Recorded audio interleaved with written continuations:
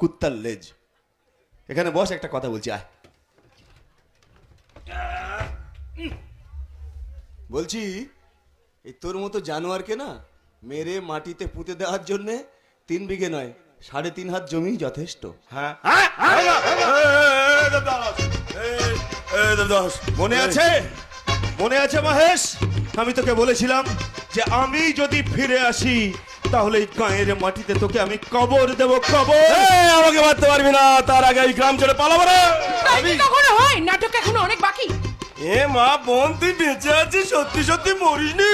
আমি যদি মরে যাই তাহলে তোর মতন ভিলেনকে মারবে কে? বল বল শয়তান, কি ক্ষতি করেছিলাম তোর আমি? কেন আমাকে মিথ্যে চোর চরিত্রহীন সাজিয়েছিলিস বল? এ ভাই আগে বলবি, তারপর মারবি, না হলে ভীষণ লাগে রে ভাই। বদমাইশ কথা কর, বলে মার। বল বল, কেন আমাকে পৃথিবী থেকে সরিয়ে দিতে চেয়েছিলিস? বল।